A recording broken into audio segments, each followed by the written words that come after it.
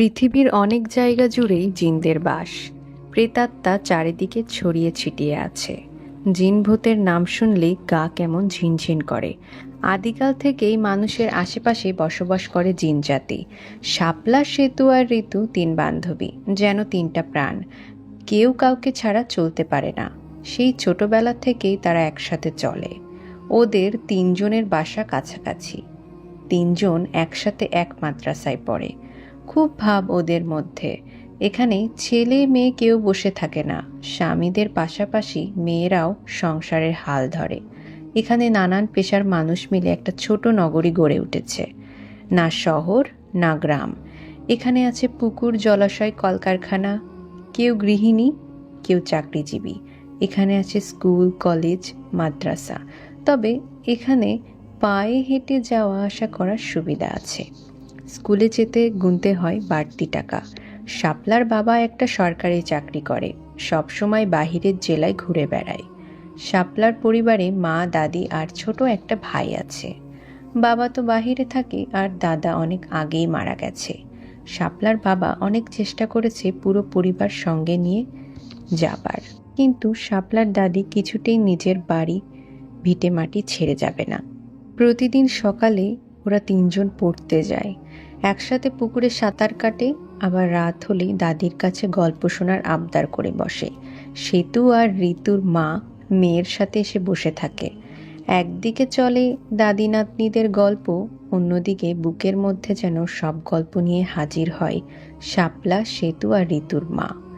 তবে এদের নাম কিন্তু এমনিতেই সাজানো নয়। এর মাগুলো আগে বান্ধবী ছিল। এই নগরেই এদের বাপের বাড়ি। ভাগ্যবশত তিনজনের এক জায়গায় বিয়ে হয়েছে। মনের সুখে তিনজন গল্প করে। তারপর বেশি রাত হলেই তো মহা বিপদ। এই নগরীর যারা আত্মহত্যা করে সব লাশের কবর এখানে দেওয়া হয়। রাত যত গভীর হয় ততই ভয় বাড়ে। কারোর সাহস নেই এর পাশ দিয়ে একা যাবার। সেতুর বাবা নাইট গার্ডের চাকরি করে। সন্ধ্যা হতেই চলে যায় তার গন্তব্যস্থানে।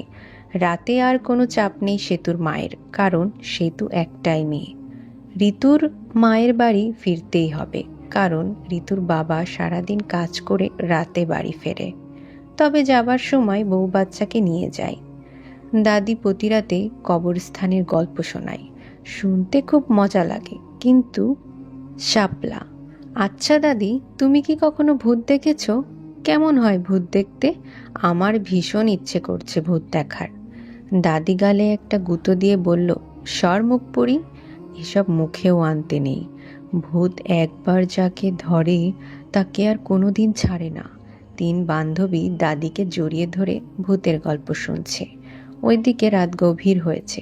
আজকে তো আর বাড়িতে যাওয়া হবে না, কারণ আজকে যে ঘোর আমাবস্যা। ফোন করে জানিয়ে দিল ঋতুর বাবা, আমাবস্যার রাতে নাকি জিন ভূত ঘুরে বেড়ায়। সেই জন্য আজকে এখানেই থাকবে সবাই।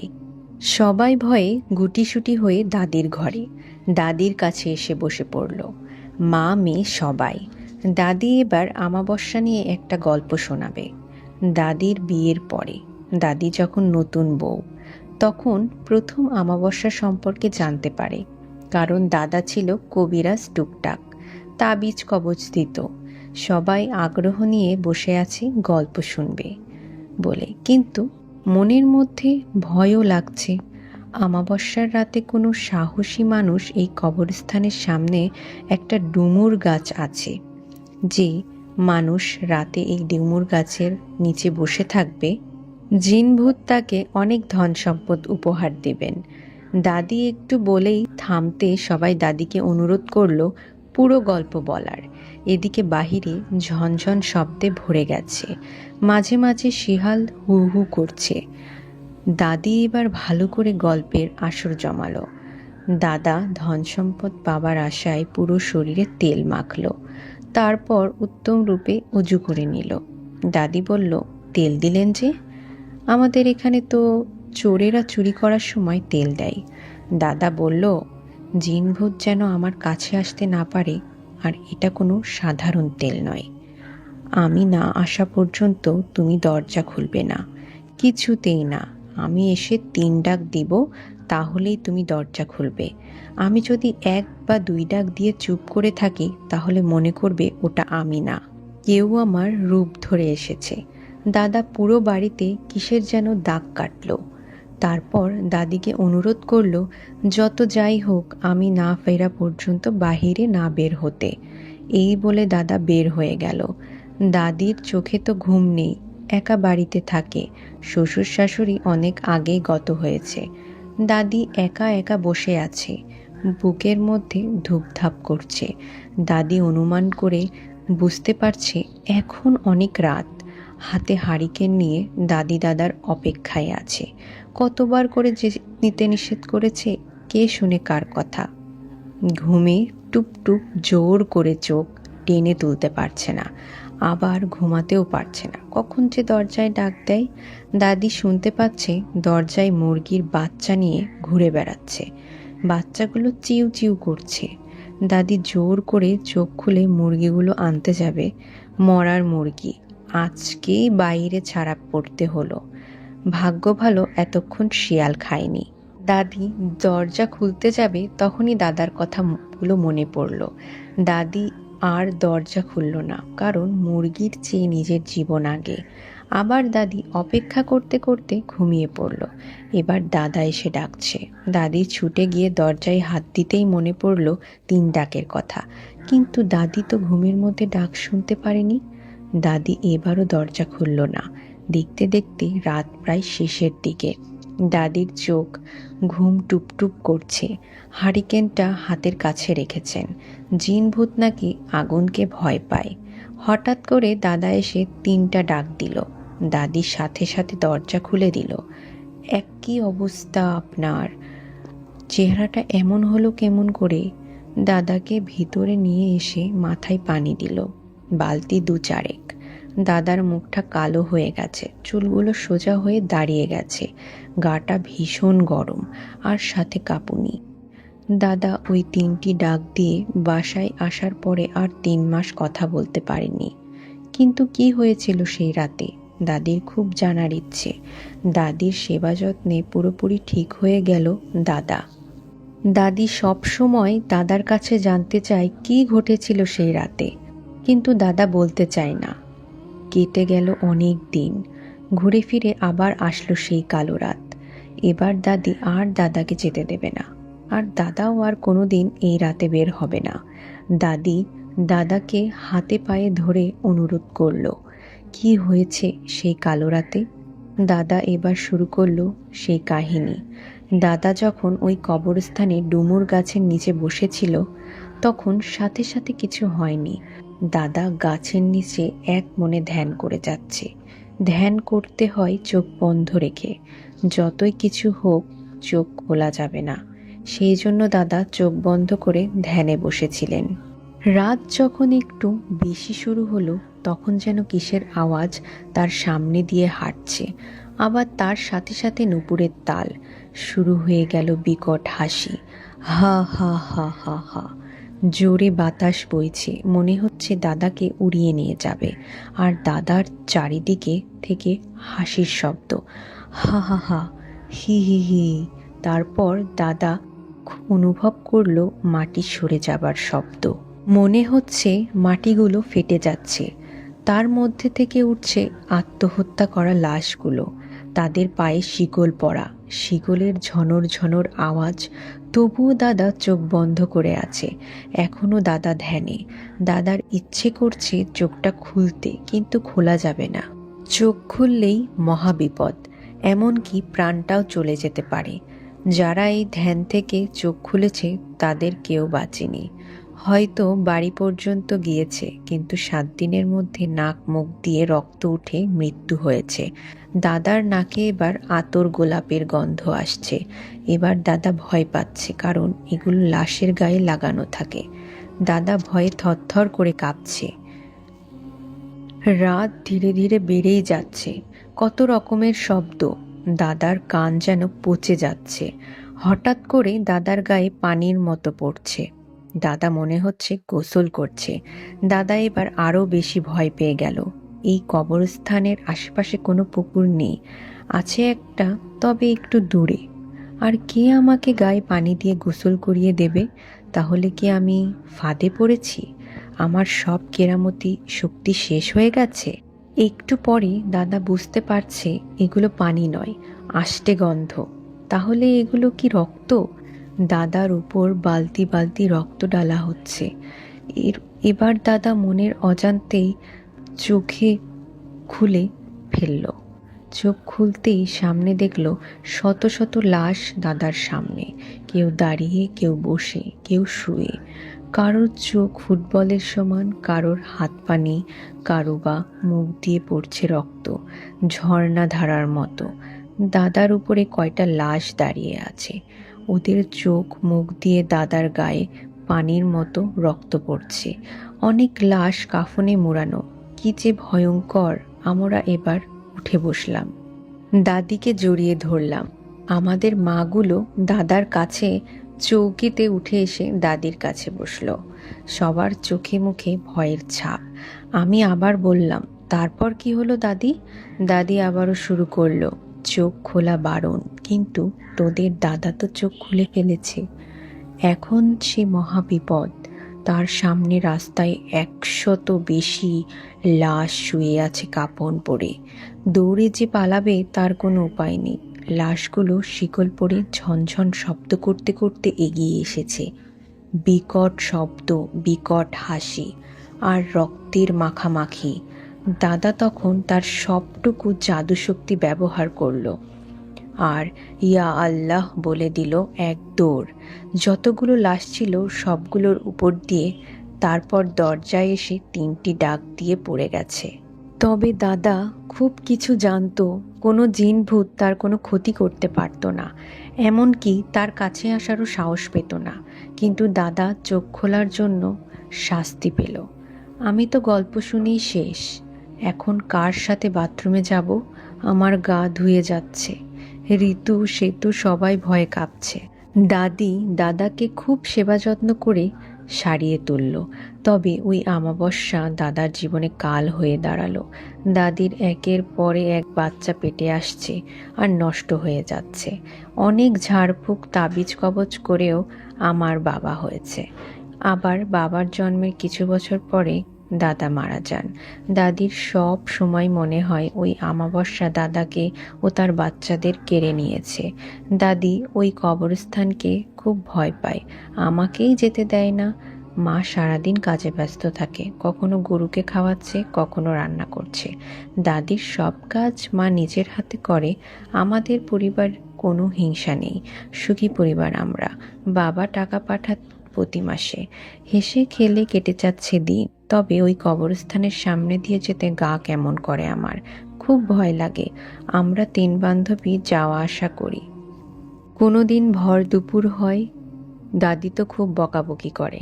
আজকে আমার পেটে খুব ব্যথা করছে, আজকে আর মাদ্রাসায় যাব না, ভীষণ ব্যথা। ও মা গো, মরে গেলাম। মা ছুটে এলো, তেল মালিশ করে দিচ্ছে, কিন্তু কিছুতেই কমছে না। দাদি, এই তুই নাকি ওই কবরস্থানে গিয়েছিলিস? দাদির কথা শুনে আমি একটু ভয় পাচ্ছি। ও বলা তো হয়নি। পরশুদিন ভর দুপুরবেলা আমার একটু করে পেটে ব্যথা শুরু হয়েছিল। তখন আমার ক্লাসের মিস আমাকে ছুটি দিয়েছে।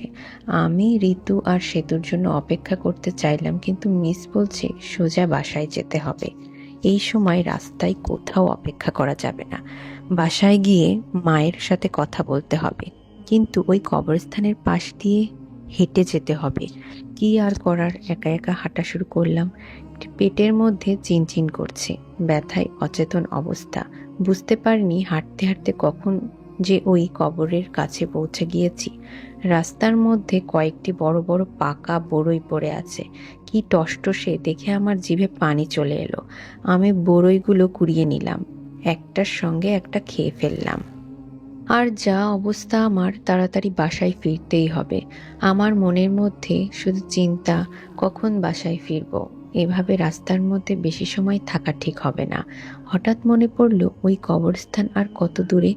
আর আমি তো কবরস্থান পার হয়ে এসেছি। পেছনে তাকিয়ে দেখি সত্যিই তো এত বড় কবরস্থান পার হয়ে এসেছি, কিন্তু আমার চোখে পড়ল না কেন? আমি হয়তো তাড়াহুড়া করেছি, সেই জন্যই দেখতে পাইনি। তবে এই বড়ইগুলো কোথা থেকে এলো? এখানে তো কোনো বড়ই গাছ নেই, তাহলে শুধু ওই কবরস্থানের উপর একটা বড়ই গাছ আছে। কিন্তু ওই বড়ই গাছের বড়ই তো খুব ছোট ছোট। যেটাই হোক, এখন বাসায় বলা যাবে না, সবাই এটা নিয়ে চিন্তা করবে। মা দাদিকে বলল, চিন্তার কিছু নেই, এটা সাধারণ সমস্যা। সাথে সাথে দাদি হাসতে লাগলো। ও ও ও, আমার তো মনে ছিল না। আমার দাদু ভাই বড় হয়ে যাচ্ছে, পরের দিন আর মাদ্রাসায় যেতে দিল না। আম্মা মানে আমার মা কয়েকদিন বাসায় বসে, কারণ সেতু আর ঋতু ওরা দুজনে এখন মাদ্রাসায় যায়। মা আমার জন্য পুষ্টিকর খাবার রান্না করে দিচ্ছে, কিন্তু আমার মন জানি ফল ফল করছে। আসলে আমি একটু খাবার প্রিয়। বাবা এই মাসে এখনো বেতন পায়নি, সেই জন্য মাকে ফল আনার কথা বলিনি। এমনিতেই আমি পেছনের অনেক খরচা করে, তারপর ওপর দাদির অনেক ওষুধ কিনতে হয়, সেই জন্য বলিনি। চোখে আবছা ঘুম পাচ্ছে, কিন্তু একটু ক্ষুধাও লাগছে। পেটে ক্ষুধা থাকলে তো ঘুম হয় না। চোখটা একটু আস্তে করে খুলতেই দেখি টেবিলের উপরে হরেক রকমের ফল। বাহ, দারুণ তো, মা আমার জন্য এত ফল এনেছে। খেতে শুরু করে দিলাম। কি মিষ্টি খেতে, কোনোদিন এত সুস্বাদু ফল খাইনি। ফলগুলো দেখতে যেমন সুন্দর, খেতেও তেমনই মিষ্টি।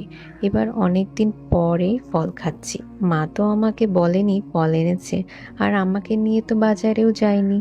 ও, আমি তো অসুস্থ, বুঝতে পারছি, সেই জন্যই কারো মাধ্যমে ফল পাঠিয়ে দিয়েছে।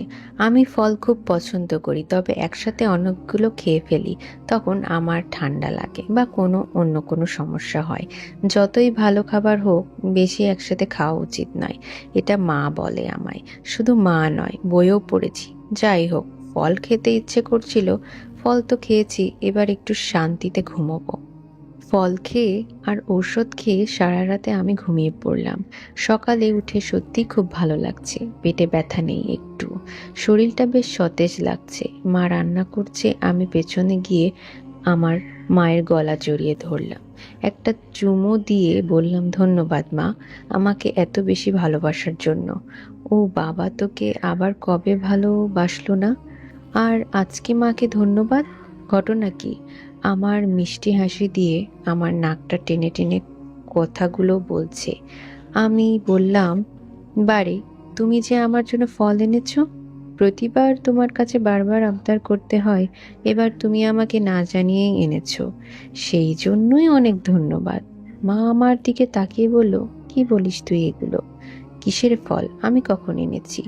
সব সময় খাওয়া নিয়ে চিন্তা করতে করতে স্বপ্নের মধ্যে খাওয়া দেখতে পেয়েছিস, তাই না? আমার কাছে টাকা নেই, থাকলে আমি অবশ্যই ফল আনতাম। তুই আমাদের একটা মেয়ে, তোকে খাবো না তো এত সব দিয়ে কি করব? আমাদের যা কিছু আসে সব তো তোর মা। তবে তোর বাবা টাকা পাঠালেই তোকে সঙ্গে নিয়ে যাব।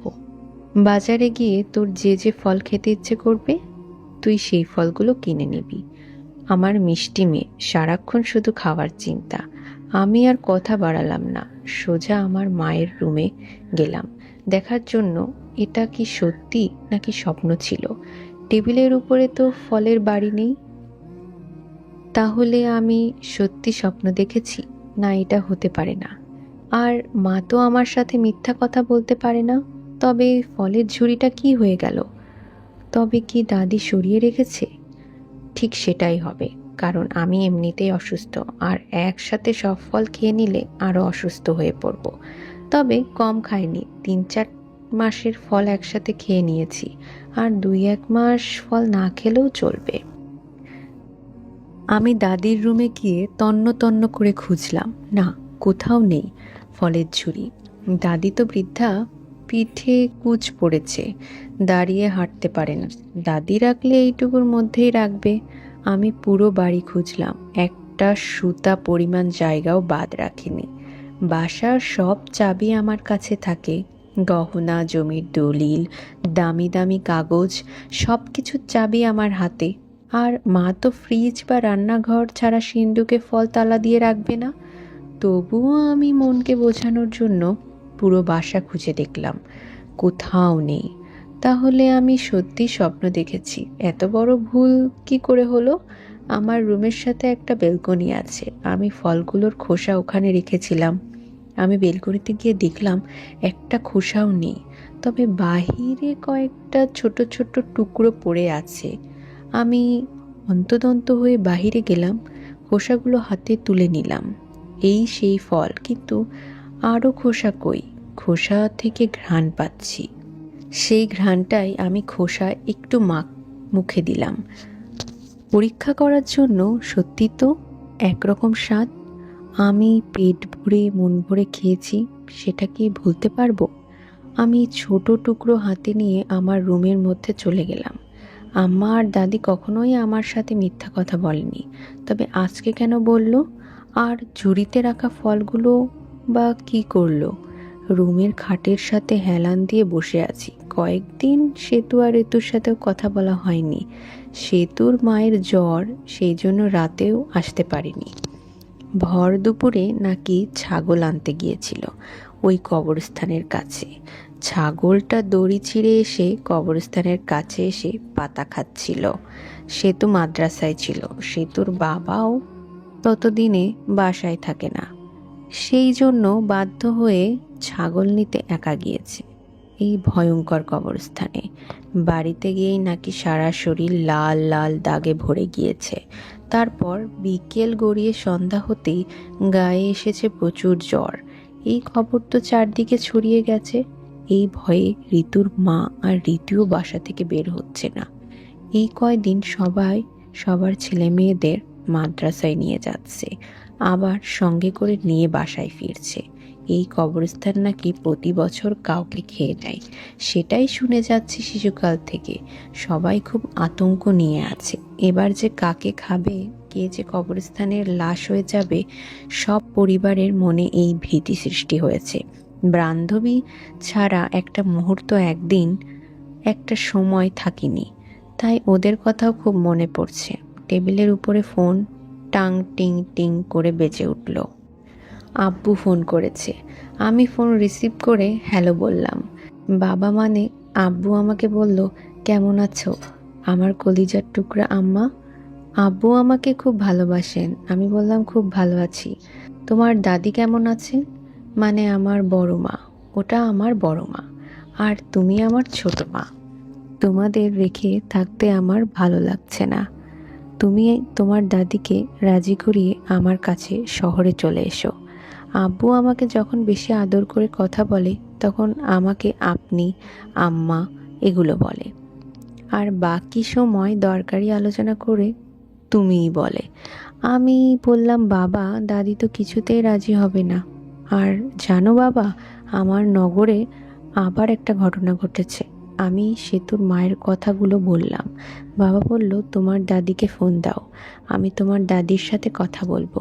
যেভাবেই হোক আমি আমার কাছে তোমাদের আনবো। ওখানে আমি নেই, তোমরা তিনজন মেয়ে মানুষ। যদি রাতে কোনো সমস্যা হয় তখন কেমন করে বাহিরে যাবে? আর বাসা থেকে কবরস্থান তো খুব একটা বেশি দূরে নয়, যদি তোমাদের কোনো অঘটন ঘটে। বাবা ছোটবেলা থেকেই খুবই ভীতু, মানে শুধু সবসময় কেমন একটা আতঙ্কে থাকে। দাদার মৃত্যুর জন্যই ওই কবরস্থানকে দায়ী করে। আমি ফোন দাদির কাছে নিয়ে গেলাম। আম্মা রান্না করছে, দাদি আমার সাথে কথা বলছিল, কিছু একটা বিষয় নিয়ে আলাপ করছে। আমি ফোনটা হাতে ধরিয়ে দিয়ে আমার রুমে আসলাম। বেলকনিতে আমি কয়টা ফুলের গাছ লাগিয়েছি। মাদ্রাসা আর বাসা এটা ছাড়া বাইরে কোথাও যাওয়া হয় না, বিশেষ কোনো প্রয়োজন ছাড়া। তবে মায়ের চোখ ফাঁকি দিয়ে পুকুরে সাঁতার কাটি, বিলে শাপলা তুলি। তবে এখন আম্মা আমাকে চোখে চোখে রাখে। বড় হলেই নাকি সমস্যা বাড়ে, সেই জন্য এখন বাইরে যেতে দেয় না। দাদি আমাকে ডাকছে, কই রে দাদু ভাই, এদিকে আয়। আমি ছুটে গেলাম। হয়তো দাদি রাজি হয়েছে আব্বুর কাছে যাওয়ার জন্য, তাহলে তো অনেক মজা হবে। কিন্তু ঋতু আর সেতুকে ছাড়া আমি 1 মিনিট থাকতে পারি না। কয়দিন ধরে ওদের সাথে আমার দেখাও হয়নি, সেই জন্য আমার খুব কষ্ট হচ্ছে। কি যে হলো, তার জন্য নাকি 7 দিন রুমের বাইরেই যাওয়া যাবে না। আর যাদের বাচ্চা হয় সেই মেয়েদের নাকি 40 দিন রুমের মধ্যে রাখা হয়। পাশের বাসার এক আন্টির বাচ্চা হয়েছে, তাই দরজা জানলায় কাটা লোহা, রসুন আরও কত কি ঝুলিয়ে রেখেছেন। 40 দিন একবারের জন্য বাইরের মুখ দেখতে পারবে না। আমার তো 7-8 দিন হচ্ছে, তাই কেমন কেমন লাগছে। আর আমি বাহিরে না গেলেও পুরো বাসার মধ্যে ঘুরে বেড়াচ্ছি। দাদুর কাছে যেতেই আম্মা বলল, নে ভালো করে গোসল করে নে, আজকে থেকে বাইরে যেতে পারবি। আর তোর আব্বু টাকা পাঠিয়েছে, 2 মা মেয়ে গিয়ে বিকাশ থেকে টাকা বের করব, বাজার করব, তোর আর জন্য পছন্দের ফল কিনবো। তাড়াতাড়ি গোসল শেষ করে রেডি হয়ে যা। আমি আর কিছু বললাম না। সত্যিই তো আব্বু আজকে টাকা পাঠিয়েছে। আব্বু তো মাসে একবার টাকা পাঠায়, 2বার কখনো টাকা পাঠায়নি, কারণ আব্বু মাসে একবার বেতন পায়। ধুর, এসব নিয়ে আর ভাবতে ইচ্ছে করছে না। আমি ভালো করে গোসল করে রেডি হলাম। বাজারে যাব। বাজারে গেলে অনেক কিছু কিনতে পারি। 2 মা মেয়ে বাজারে যাচ্ছি। হঠাৎ করে পুকুর পাড়ে মানুষের ভিড় উপচে পড়েছে। মা, আমি একটু যাই, ওখানে কি হয়েছে দেখতে। কিন্তু মা আমাকে যেতে দিল না, তাড়াতাড়ি করে বাজারে নিয়ে গেল। সারা মাসের বাজার করবে। বাজারও প্রচুর আলোচনা হচ্ছে।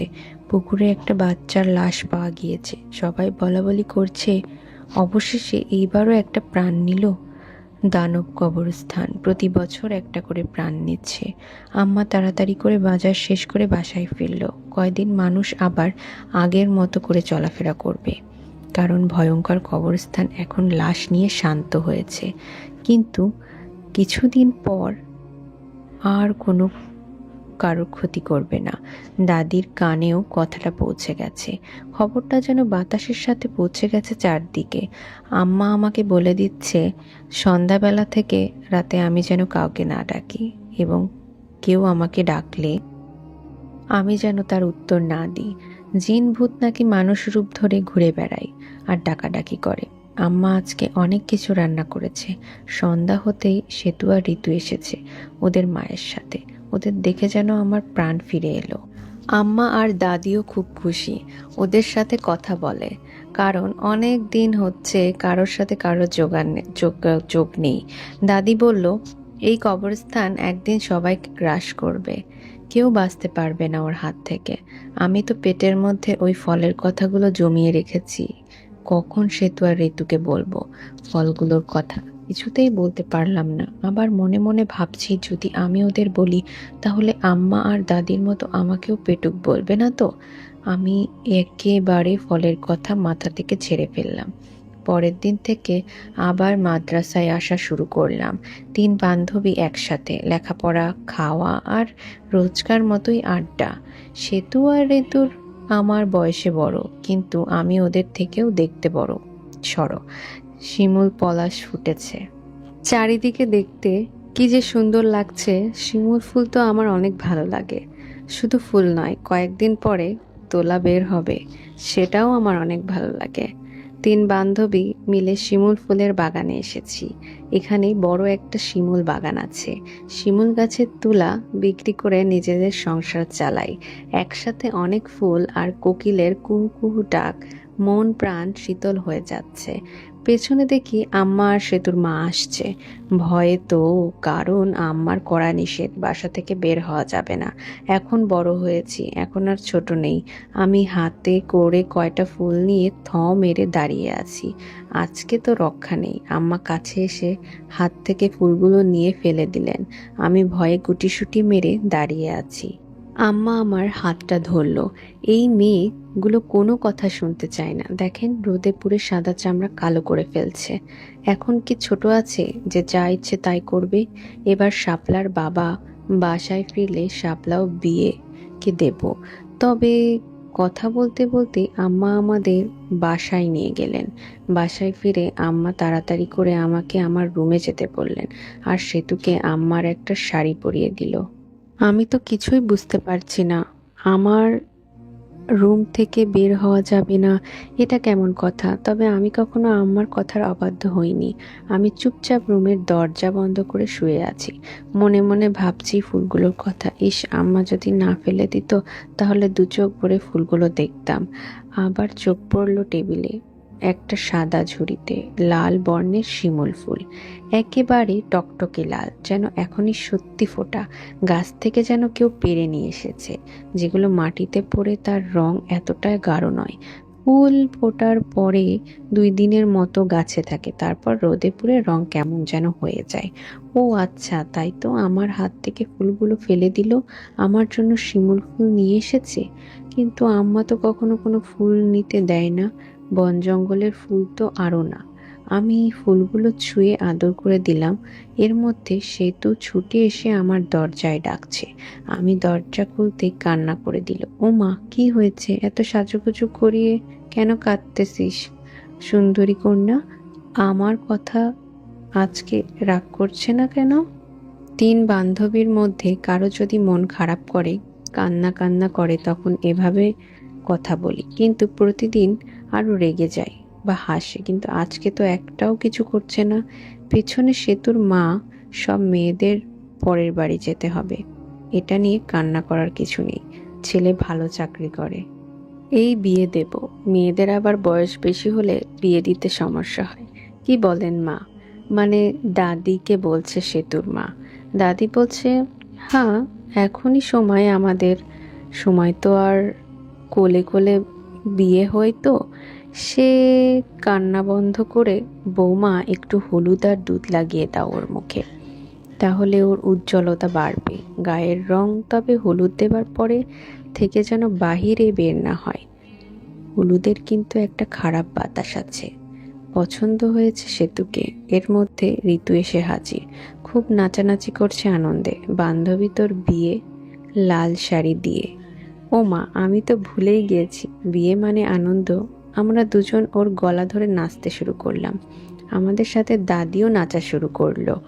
ও মা, দাদির নাচ দেখে সে তো আর হাসি আটকাতে পারল না, অবশেষে হেসেই দিল। আমরা যেমন 3 বান্ধবী খুশি হয়ে নাচানাচি করি, তেমনি আম্মারাও আনন্দ করছে। বিয়ে তো সত্যিই আনন্দ, আজকেই এমন খুশি লাগছে, তাহলে বিয়ের দিন আর কেমন লাগবে? আম্মা হঠাৎ করে টেবিলের ফুলগুলো দেখতে পেল, এবার সত্যি সত্যি রেগে গিয়ে বলল, দেখ শাপলা, তুই কিন্তু এখন ছোট নেই। আমি বারবার করে বলেছি, তবুও আমার কথা তোর কানে ঢুকছে না। তোকে 1000বার নিষেধ করেছি বাহিরে বন জঙ্গল থেকে কোনো ফুল হাতে নিবি না, আর তুই রুমে এনে রেখেছিস। আমার কথার কি কোনো দাম নেই? দাদি বলল, কি হয়েছে? দাদি তো ফুলগুলো দেখে খুব রেগে গেলেন, বললেন, বাহিরের ফুলে জিন ভূত থাকে। তোর কি কোনো ভয় নেই রে মুখ পুরি? একবার ভূতে ধরলে বুঝতে পারবি। আম্মা বলল, আজকে খুশির একটা দিন, এই জন্য কিছু বললাম না, তবে এই ভুল যেন কখনো করতে দেখি না। আমি তো অবাক নয়নে তাকিয়ে আছি, এটা আমার সাথে কি হচ্ছে বুঝতে পারছি না। আমি তো ফুল নিয়ে আসিনি, আর আম্মা নিয়ে আসেনি, এটা সত্যি। তাহলে কোন জিন ভূতের কাজ? আর এটাও না, আমি কি জিন ভূতের বউ নাকি, যে আমার জন্য গাছ থেকে টাটকা ফুল পেড়ে আনবে? তাহলে কি এগুলো স্বপ্নে দেখেছি? না, তাহলে আম্মা তো বকছে সবার সামনে। সে তো বলল, কিরে, কখন এনেছিস? একাই গিয়েছিলি? আম্মা আমাকে খুব আদর করে, দাদিও খুব আদর করে, ভালোবাসে, কিন্তু সবসময় আমাকে নিয়ে বাজে চিন্তা করে। জিন ভূতের নজর থেকে দূরে রাখার চেষ্টা করে। জিন ভূত কি তাহলে সবসময় আমার সাথেই পেছনে ঘুরে বেড়ায় নজর দেবার জন্য? ওদের কি খেয়ে দিয়ে অন্য কাজ নেই? এটা কারো না কারোর ভূতের নজর দেবে। আরে, আমি তো সেই ভূতকে কখনো দেখলামই না। কেমন দেখতে সেই ভূত? সাদা না কালো, যে সব সময় নজর দেবার জন্য আমার পেছনে ঘুরে বেড়ায়? কবরের ওই পারে ঋতু আর ঋতুদের বাসা। আমাদের বাসার কবরের এই পাশে। আমাদের বাসার সামনে দিয়ে যাতায়াতের মাধ্যমে এই দিকে দিয়ে বড় রাস্তায় উঠতে হবে। আমাদের বাসাটা অনেক বড়। বাসাটা দাদার আমলের। মাঝে মাঝে ওয়ালগুলো ফেটে গেল, আব্বু সেইগুলো মিস্ত্রি দিয়ে ঠিক করে নেন। যদি আব্বু এখানে আমাদের রাখবে না, তবুও নিজের জন্মস্থান, বড় মায়া এই বাসায়। আব্বুর শৈশব কৈশোর এই বাসায় কেটেছে। কয়েকদিন আগে সেতুর মায়ের সাথে ঘটে যাওয়া ঘটনা, আবার একটা লাশ খেয়ে নিল ওই কবরস্থান। বিয়ে নিয়ে খুব চিন্তা করছে। সেতুর মা বাবা আর ময়মুরব্বীগণ, দাদি এই নগরীর সব থেকে বড় জ্যেষ্ঠ, সবার থেকে বড়, সবার মুরব্বী। সবাই আমার দাদিকে মান্য করে। দাদির কথা কেউ ফেলে না, সম্মানের সাথে দাদির কথার মূল্য দেয়। আশেপাশের প্রতিবেশীর আর সেতুর বাবা এসে দাদির সাথে পরামর্শ নেবার জন্য বসলো। সেতুর বাবা বলল, দেখেন বড় আম্মা, আপনি তো সব জানেন, আলাদা করে কিছু বলার নেই আমাদের। এখন মেয়ের হঠাৎ করে বিয়ে ঠিক হয়ে গেছে। ভালো ছেলে, যথেষ্ট অর্থ সম্পদ আছে, ছেলে শিক্ষিত। এমন ছেলে হাতছাড়া করা ঠিক নয়। আপনি তো ওই ভয়ঙ্কর কবরস্থানের কথা সব জানেন। ছেলেপক্ষ আবার গায়ে হলুদ অনুষ্ঠান করবে বলছে। ওদের একটাই ছেলে, ওরা বড় ধুমধামে বিয়ের অনুষ্ঠান করবে। এতে তো আমার কোনো সমস্যা নেই। আমার যে শুধু ভয় ওই কবরস্থান নিয়ে। হলুদের অনুষ্ঠান হলে তো সেতুর গায়ে হলুদ মাখাবে। পরের দিন ওই হলুদের রং আর গন্ধ শেষ হবে না। 7-8 দিন ধরে হলুদের রং আর গন্ধ থেকেই যায়। তাহলে পরের দিন তো ওই কবরস্থানের সামনে দিয়েই বউ সাজে নিয়ে যাবে। যদি কোনো প্রেতাত্মা আমার মেয়ের ক্ষতি করে, তাহলে যে আমি বাঁচতে পারবো না। আপনি একটা সমাধান দিন দয়া করে। সবাই একসাথে বলে উঠল, আপনি পারবেন এই সমাধান দিতে। দাদি কিছু সময় নীরব চুপচাপ বসে থাকলেন। তারপর সবার উদ্দেশ্যে বললেন, বিয়ে হবে এই মাসেই হবে। আমার বাসায় থেকে বিয়ে হবে। এখানে বিয়ের আয়োজন করা হোক। যেহেতু আমার বাসার সামনে দিয়েই বিয়ের গাড়ি আসবে, তাই এখান থেকেই বিয়েটা হবে। ওইদিকে তো উল্টো রাস্তা, শুধু মাদ্রাসাটা ছাড়া আর কিছুই নেই। নেই কোনো ভালো রাস্তা। সবাই বিয়ের প্রস্তুতি নাও। দাদির কথায় সবাই সায় দিল। সবাই খুব পছন্দ করলো। দাদির কথা সবার ভালো লেগেছে। এই সমস্যার সমাধান দেওয়ার জন্য সবাই দাদিকে ধন্যবাদ জানালো। তার সাথে দাদির উদার মনের পরিচয় পেল।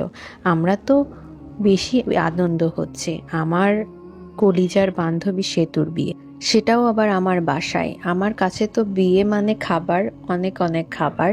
আমি আবার খাবার খেতে পারবো। সবাই আমাকে খাদক বলে ডাকে। কত খাবার রে চোখের সামনে থাকবে। সেতুর বাসায় বিয়ে হলে হয়তো আমার যাওয়াই হতো না। যদিও যেতাম, তাহলে হলুদ তো ছোঁয়া দূরের কথা, দেখতেও দিত না। আমরা খুব আনন্দ করছি সবাই। বাসার কাজ শুরু করেছে, মানে রং করছে বিয়ে বলে কথা। বিয়ে মানে শুধু আনন্দ আর আনন্দ। সেতু আর ঋতু আমার কাছে থাকে, আমার রুমে। কয়দিন মাদ্রাসায় যাওয়া বন্ধ। রাস্তার মধ্যে যদি কিছু ঘটে, সেই জন্য আর বিয়ে পর্যন্ত সেতুর যাওয়া বন্ধ। সেতুর সাথে দাদি আমাদেরকেও যেতে নিষেধ করেছেন। যাক, ভালোই হলো। মেঘনা চাইতেই বৃষ্টি। সেতুর যত্ন শুরু হয়েছে। দুধ, মধু, ডাল, চন্দন, জাফরান, কত কি সারাক্ষণ লাগিয়ে দিচ্ছে। সেতুর মা বিয়ের দিনে তো মানুষ বউকে দেখবে, এজন্য সেতুকে খারাপ না লাগে সেই চেষ্টা করে যাচ্ছে। আমি আম্মাকে বললাম, আমি আর ঋতু সেতুর মতো হতে চাই, আমরাও হলুদ লাগাতে চাই। আম্মা বলল, আমি জানি না, তোর দাদির পারমিশন নে, যদি দেন তাহলে হলুদ চন্দন লাগাতে পারবি। আমরা দুইজন গিয়ে দাদির কাছে বসে পান সাজিয়ে দাদিকে খেতে দিলাম। ঋতু দাদির সুপারিগুলো পান বাটাতে বেটে দিচ্ছে। দাদি, কিরে, তোরা তো খুব কাজের হয়েছিস, কিন্তু কেন হঠাৎ করে এত পরিবর্তন? দাদু ভাইরা কি খবর? সেতুর মতো বিয়ে করতে ইচ্ছে করছে বুঝি? সেটা আমাকে বলতে লজ্জা করছে নাকি? আরে না, বিয়ে করব কেন? কখনো বিয়ে করব না। তোমাকে ছেড়ে যাব না দাদি। বিয়ে হলে কে প্রতি রাতে গল্প শোনাবে আমাদের? আমরা একটু সেতুর মতো হলুদ চন্দন লাগাতে চাই। খুব ভয়ে ভয়ে বললাম। দাদি হেসে বলল, ও এই কথা, তবে হলুদ চন্দন লাগানোর পরে বাইরে বের হওয়া যাবে না। আমরা বললাম, ঠিক আছে দাদি, আমরাও মনের মতো করে হলুদ চন্দন দিচ্ছি। সত্যি তো হলুদ চন্দন অনেক কাজের। আমি তো একদম সুন্দরী হয়ে গেছি। বিয়ের দিন এসে গেছে, কেনাকাটা করব না? সেতুর তো চিন্তা নেই, ওর হবু স্বামী সব নিয়ে আসবে। ইস, আমার যদি একটা স্বামী থাকতো। স্বামী তো বিয়ে করলে হবে। ধুর, লাগবে স্বামী, লাগবে না স্বামীর কাপড়। কিন্তু আম্মা তো কিছুতেই বাইরে যেতে দেবে না, তাহলে বিয়ের কেনাকাটা কেমনে করব? হায় রে হলুদ, তোর জন্য আজকে বাইরে যেতে পারবো না। আম্মা, ঋতুর মা আর সেতুর মা কেনাকাটা করতে লাগলো। আম্মা কি আমার সব কিছু কিনতে পারবে? কেমনে কি কিনবে? কি রং আনবে? মাথা ভো ভো করে ঘুরছে। আমার পছন্দ আর আম্মার পছন্দ এক নয়। এবার মনে হচ্ছে বিয়েটা পুরনো কাপড় দিয়ে পার করতে হবে। আমি অনলাইনে কয়টা লেহেঙ্গা দেখেছি, কত সুন্দর। আমি শুধু খাওয়া দাওয়াতেই পটু নয়, কেনাকাটাতেও খুব পটু। সেতুর স্বামী মানে যার সাথে বিয়ে হবে আর কি, সে মার্কেটে গিয়ে ভিডিও কলে দেখিয়ে দেখিয়ে শপিং করছে। সেতুকে সঙ্গে করে নিয়ে গিয়ে বিয়ের কেনাকাটা করতে চেয়েছিলেন ওর স্বামী। কি বলবো, এখনো নাম শুনি নাই, এই জন্য স্বামী বলেই ডাকছি। আবার কারো কাছে নাম শুনতে গেলে বলবে আমারও হয়তো বিয়ের শখ জাগছে।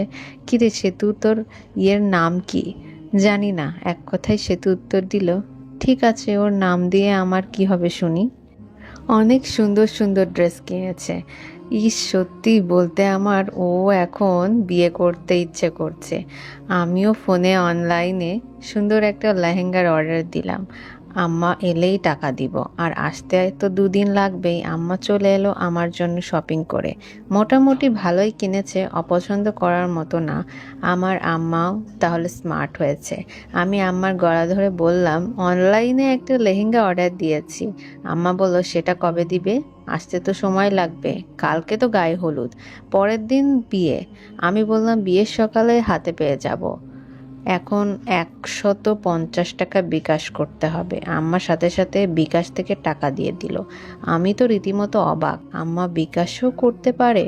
সত্যি আম্মা স্মার্ট। পরের দিন সকালে আমার আবারও সমস্যা দেখা দিল, আগের মাসের মতো। তার মানে প্রতি মাসেই এমন হলে তো সমস্যা। আমার সত্যি খুব বিরক্ত লাগছে, মানুষের মধ্যে হাঁটতে পারছি না। আমি আমার রুমের দরজা বন্ধ করে বসে আছি, মনে হচ্ছে কেউ আমার পাশে বসে আছে।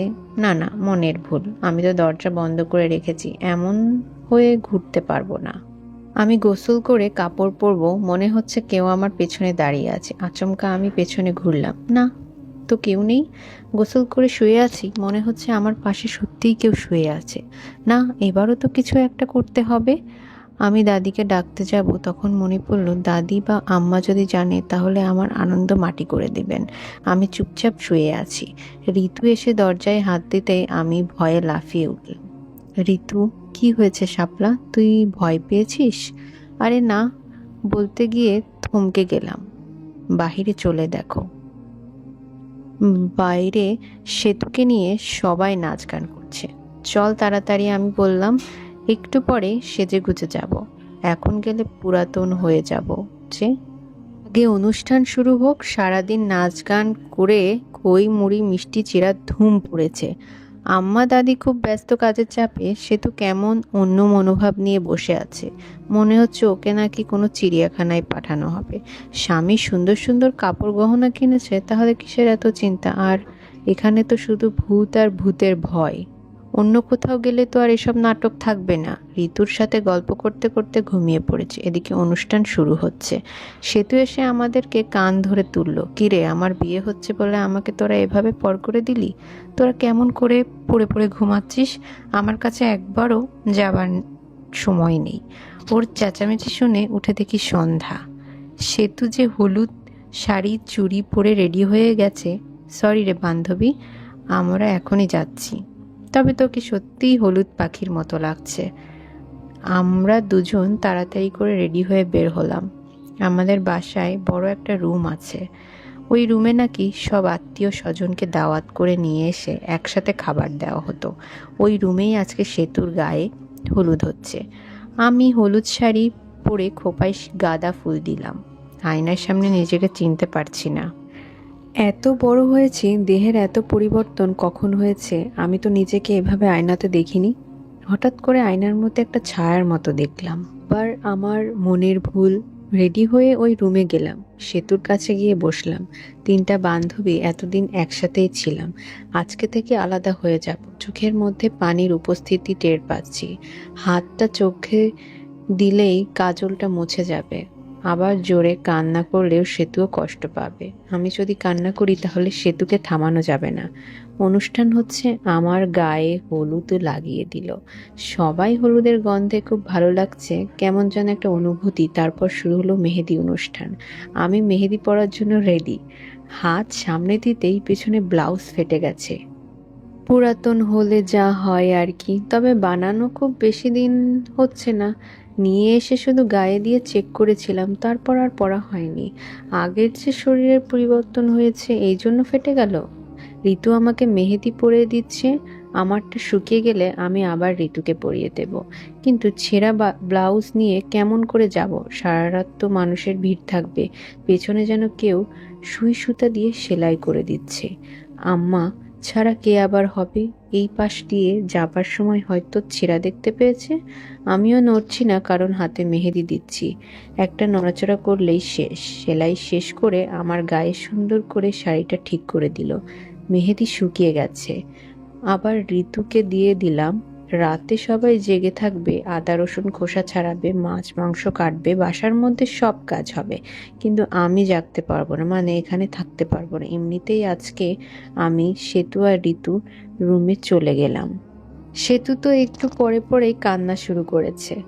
বাপু, আমার তো বিয়েই ভালো লাগে, সুন্দর সুন্দর শাড়ি গহনা, মজার মজার খাবার। আসলে বিয়ে তো করিনি কখনো, তাই বুঝতে পারছি না বিয়ে ভালো না খারাপ।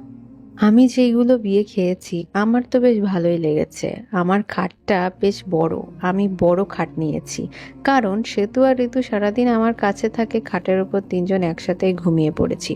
তারপরেও অনেকটা ফাঁক থাকে, আরও দুইজন ভালো করে এঁটে যাবে। কারণ আমরা সবাই তো স্বাস্থ্যমন্ত্রী, ওদের চেয়ে আমার স্বাস্থ্য একটু ভালো। ওরা দুইজন তো শাড়িটাও কেউ খুলিনি, পরে খুলবো। আগে একটু ভালো করে গল্প করি, কারণ হয়তো আর এভাবে গল্প করতে পারবো না। গল্প করতে করতে ঘুমের মধ্যে যেন কেউ আমাকে জড়িয়ে ধরে ঘুমাচ্ছে। তবে কষ্ট হচ্ছে না, খারাপ লাগছে না, কারণ আর একসাথে থাকা হবে না। তিনটা প্রাণের মধ্যে একটা প্রাণ ঝরে পড়ল খুব সকালে। আগে আমার ঘুমটা ভেঙে গেল ফজরের সময়। আমি উঠে দেখি শাড়িটা আমার গায়ে নেই, মেঝেতে দূরে পড়ে আছে। আর ওরা দুজন শাড়ি পরেই ঘুমাচ্ছে, আমার কাছে থেকে অনেক দূরে। তাহলে সারা রাত আমাকে জড়িয়ে ধরেছিল কে? হয়তো এখন সরে গিয়ে ঘুমাচ্ছে। তবে অনেক রাতে আমার তিন বান্ধবী একসাথে ঘুমিয়েছি, কেউ কোন দিন কাউকে জড়িয়ে ধরিনি। আজকে হয়তো আবেগ থেকে জড়িয়ে ধরেছে, আর শাড়ি হয়তো আমার ঘুমের মধ্যেই খুলে ফেলে দিয়েছি। আমি তারপর ড্রেস চেঞ্জ করে থ্রি পিস পরে ওদেরকে ডাকলাম। বিয়ে বাড়ির ধুম পড়েছে, সকাল থেকে চলছে প্রস্তুতি। আমি অধীর আগ্রহে অপেক্ষা করছি, কখন আসবে আমার লেহেঙ্গা। দেখি তো একবার ফোন করে। ফোন করতেই জেনে দিল আর 20 মিনিটের মধ্যেই আমি হাতে পেয়ে যাব। এর মধ্যে আমি খাওয়া দাওয়া করে নিই, বিয়ে মানেই তো খাওয়া। খেয়ে নিলাম পেট পুরে। বাহিরে আবার মিষ্টি বানানোর কারিগররা এসেছেন, বানানো হচ্ছে মিষ্টি। আকাশে বাতাসে মিষ্টি মিষ্টি গন্ধ ছড়িয়ে পড়েছে। বিয়ে মানে খুব মজা। আমি বাসার মধ্যে টাকা হাতে নিয়ে পায়চারি করছি, কখন আসবে আমার কাঙ্ক্ষিত লেহেঙ্গা। খুব ইচ্ছে ছিল কিছু গহনা নেবার, কিন্তু টাকা কম। বাসায় যেগুলো আছে ওটার মধ্যে থেকে যে কোনো একটা সেট দিয়ে চালিয়ে নেব। অনেক গহনা আমার কাছে আছে, সবগুলো এখনো পরা হয়নি, সেই জন্য এটা নিয়ে আমার মন খারাপের কিছু নেই। দাদি আমাকে দেখে হাসছে, সবার সামনে বলল, দাদু ভাই তোমাকে দেখে মনে হচ্ছে সেতুর না, তোমারই বিয়ে আজকে। বলেই হাহা করে হেসে উঠল। আমার বিয়ে নাকি খুব বড় ধুমধাম করে দেবে। ওটা আর হবে না, আমি বিয়ে করব না বলেই রুমে চলে গেলাম। এই দাদিটা না কেমন, মানুষের মধ্যে এগুলো কথা বলতে হবে, আমার বুঝি লজ্জা লাগে না?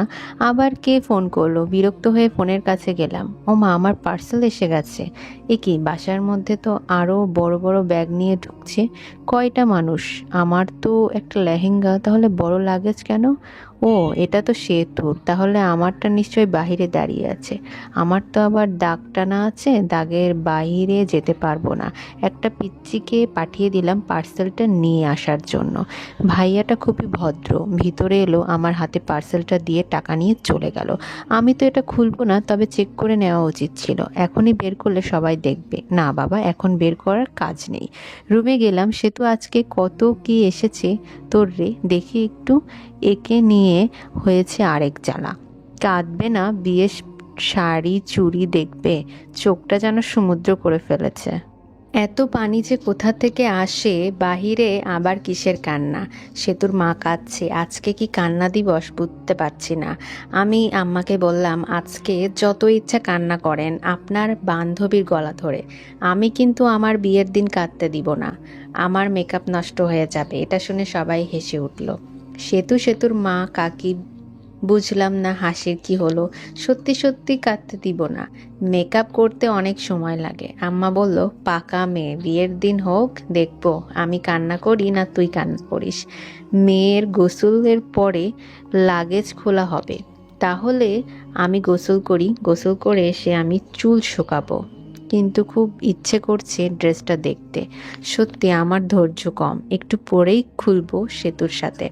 সেতু নিয়ে সবাই কি যে নাচ গান করছে, বৃদ্ধা মহিলাও একটু ধাক্কা লাগলেই পড়ে গিয়ে উঠতে পারবে না। তাদের আবার নাচ গান করার শখ এই বৃদ্ধা বয়সে। আব্বু ছুটি পায়নি, এই জন্য আসতে পারেনি। এটা নিয়ে আম্মা একটু অভিমান করেছেন। আব্বু আর আম্মার লাভ ম্যারেজ, দুই পরিবার খুব খুশি এই বিয়েতে। দাদি নাকি আমার নানির বান্ধবী ছিল। আমি তো মনে করি এই নগরীর নাম বান্ধবী নগরী রাখা উচিত ছিল। যেমন সেতুর মা, ঋতুর মা আর আমার মা, তিন বান্ধবী।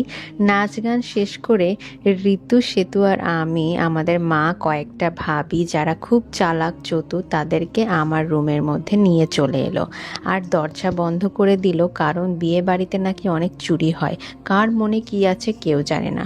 তাই হাতে গোনা মানুষ, মনোযোগ সহকারে আমি বসে আছি। ভাবি এক এক করে বের করছে। ও মা কি সুন্দর অনেক জিনিস, শাড়ি, চুড়ি, জুতো, আরও বহু জিনিস। এতগুলোর নাম বলতে পারবো না, সব কিছু আমার ভালো লাগছে। সেতুর মা বলছে, আর একটু দামি হলে বেশি ভালো হতো, আর গহনাগুলো হালকা, বিয়ের গহনা একটু ভারী নিতে হয়। কি আর করার আছে, ছেলের পক্ষ থেকে দিয়েছে, তাদের তো কিছু বলার নেই।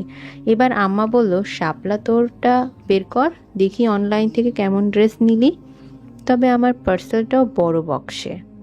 একটা লেহেঙ্গা আর এত বড় বক্স, মনে হচ্ছে ৮-১০ সেট কাপড় আছে। সত্যি তো, আমি তো খেয়াল করিনি। বক্সটা খুলতেই আমার চোখ ছানা বড়া। সত্যি তো, কয়েক সেট কাপড়, লেহেঙ্গা, শাড়ি, ওড়না। এগুলো তো বিয়ের লেহেঙ্গা, বিয়ের বেনারসি, বিয়ের ওড়না। এগুলো তো আমার নয়। আমি একটা লেহেঙ্গা সুরমা কালার নিয়েছিলাম, মানে অর্ডার করেছি, কিন্তু এই লেহেঙ্গা তো লাল, একদম টকটকে লাল। শাড়িটাও লাল, লাল বেনারসি, কত সুন্দর কারুকাজ, মাঝখানে সোনার জরির কাজ করা, সোনার রূপা দিয়ে কাজ করা হয়েছে শাড়ির মধ্যে ফুল পাতার। আম্মা ভীষণ রেগে গেলেন আমার উপরে। এখনই ওখানে ফোন কর, এগুলো ফেরত পাঠিয়ে দে, পরের কিছু রাখতে নেই। আমি ফোন করলাম, কিন্তু ওরা বলছে এগুলো আমার। আর বিয়ের হইচয়ে বলতেই ভুলে গেছি, আমার পার্সেলের টাকাটাও নাকি কেউ পরিশোধ করেছে, সেজন্য ১ টাকাও নেইনি। কিন্তু এটা যদি আম্মা জানতে পারে তাহলে তো আমার রক্ষা নেই, মনে করবে আমি কারোর সাথে প্রেম করছি, আর সেই ছেলেই এগুলো কিনে দিয়েছে। সেই জন্য আমি আম্মাকে কিছু বলি নাই। ওদের বারবার ফোন দিচ্ছি, ঘুরিয়ে ফিরিয়ে একটা কথাই বলে যাচ্ছে। এবার আমার হাত থেকে আম্মা ফোনটা কেড়ে নিল, ওদের সাথে কথা বলল। ওরা সেম কথাই বারবার বলে যাচ্ছে। আমার নামে মেমোটা দেখলো, বুঝতে পারছি এটা আমার নামের অন্য কারো, ভুল করে আমার কাছে এসেছে। আম্মাও বলল, মানুষ মাত্রই ভুল করে, এটা অন্য কারো। তবে আপনাদের মনে নেই, এটা আপনারা ফিরিয়ে নেন। ওরা বলল, ঠিক আছে ম্যাম, এটা তো আবার ফিরিয়ে আনতে গেলে আমাদের সমস্যা, তাহলে আপনার কাছে রাখেন, যদি কোনো দিন এর মালিক বের হয় তবে আপনার বাসায় গিয়ে নিয়ে আসবে। মনে হচ্ছে এক প্রকার বাধ্য হয়ে কথাগুলো বলছে ওরা। তবুও আম্মাকে রিকোয়েস্ট করলো এগুলো আমাদের, আমরা যেন ব্যবহার করি। কিন্তু আম্মা তো খুব জেদি, কিছুতেই মানুষের জিনিস নিবে না। আমি আম্মার মেয়েকে অনেক ড্রেস কিনে দিয়েছি, মানুষের ড্রেস পরানোর কোনো ইচ্ছে নেই আমার। আপনারা খুব তাড়াতাড়ি এগুলো নিয়ে যাবার ব্যবস্থা করেন, বলেই ফোনটা কেটে দিল আম্মা। আমার খুব পছন্দ হয়েছে ড্রেসগুলো, কিন্তু পরা নিষেধ। বিয়ের মজা, আনন্দ, হাসি আমার কাছে একটা কিছুই ভালো লাগছে না। যদি লেহেঙ্গাটা পরতে পারতাম কত যে ভালো লাগতো, উফ, বুঝতে পারবো না। ব্যালকনিতে বসে আছি, কি করব? ঋতু পিছু পিছু ঘুরেছে আমার। আমি রেডি না হলে ওরাও কেউ রেডি হবে না। বান্ধবী তো মনের কথা বুঝতে পারে। ওইদিকে সেতুও শাড়ি পরবে না বলে দিয়েছে। যতক্ষণ না আমি রেডি হচ্ছি। আম্মাকে রিকোয়েস্ট করছে। সেতু বলছে, আন্টি আমার জন্য হলেও একবার লেহেঙ্গাটা শাপলাকে পরতে দিন প্লিজ। আম্মা কোনো কথাই শুনছে না। ওই একই কথা, মানুষের ড্রেস পরা যাবে না। কিন্তু ঋতু আমাকে হাত ধরে টেনে রুমে নিয়ে গেল। সেতু, তুই এখনো রেডি? বরপক্ষের আসার সময় হয়ে গেছে তো। না, আগে তুই রেডি হবি, তারপর আমি সাজবো। সেতু আমার মেমোটা নিল, ভালো করে আমার ঠিকানা লেখা আছে। আবার ওখানে ফোন দিয়ে বলল, যদি এটা আমাদের ড্রেস হয় তাহলে আমরা ব্যবহার করব, পরে কিন্তু ফেরত দেব না। ওরা বলে 100%। আপনাদের আমরা মিথ্যা বলব কেন? আপনারা ব্যবহার করতে পারেন, আমরা কখনোই রিটার্ন চাইবো না। জীবনে প্রথম আপনাদের মতো কাস্টমার দেখলাম। বলে ফোন কেটে দিল। এবার হয়েছে তো, এখন তো সমস্যা নেই। আমি বললাম, আরে সমস্যা তো আমাদের বাহিরে না, সমস্যা হচ্ছে আম্মা। আম্মা, সেতু আর ঋতুকে খুলে বললাম। সব ঘটনা প্রথম দিন থেকেই ঘটে যাওয়া ঘটনা। বড়ই ফল আর আজকের ড্রেসগুলোর টাকা অনেক কেউ দিয়েছে। সে তো বলল, এগুলো তো খুব চমৎকার ঘটনা, তবে পার্সেলটা ছাড়া কিছুতেই দিবে না। এটা তাহলে 100% তোর। কোন পাগল প্রেমিক হয়তো তোকে গিফট দিচ্ছে। প্রতিটা মেয়ের জীবনে একজন করে পাগল প্রেমিক আসে, আর ছেলেরা মেয়েদের গিফট করতে খুব পছন্দ। আজকে বিষয়টা হয়ে যাক, তারপর আমি এসে খুঁজে বের করব কে সেই প্রেমিক। সেতুর অনুরোধে আম্মা লেহেঙ্গাটা পরার অনুমতি দিলেন। আমি তো মহা খুশি। সেতু, ঋতু আর আমি একসাথে রেডি হচ্ছি। ভাবিরা ওকে নিয়ে ব্যস্ত, কারণ নতুন বউ বলে কথা। পার্লারে গেলে ভালো হতো, বিয়ের দিন বউগুলো পার্লারেই সাজুগুজু করে। আমি ফোন দেখি, কিন্তু আমাদের এই নগরী থেকে কেউ বিয়ের দিন বাইরে যায় না, শুধু বরের সাথে শ্বশুর বাড়ি যায়। যাবার সময় কত কি সাথে বেঁধে নিয়ে যায়। বাহিরে আতশবাজি ফোটানো হচ্ছে, বাজির শব্দ বেড়ে গেল। বর এসেছে, বর এসেছে, সবাই দৌড় বর দেখতে। সেতুকে নিয়ে গেল দাদির রুমে। রুমটা বড়, ফার্নিচারও কম, তাই অনেকটা জায়গা আছে। এখানে বিয়ে পড়াবে। আমরাও রেডি হতে সময় লাগছে। আমি একটু ঢিলা তো। ঋতু সেতুর সাথে গিয়েছে। সেতু বর আসার কথা শুনে খুব কান্না করছে। আমি একা রুমের মধ্যে। এতক্ষণ রুমটা যেন ভরা ছিল। এখন মনের ইচ্ছে মতো সাজুগুজু করতে বসেছি। আমার ঘাড়ের উপর একটা নিঃশ্বাসের শব্দ শুনতে পারছি। কে?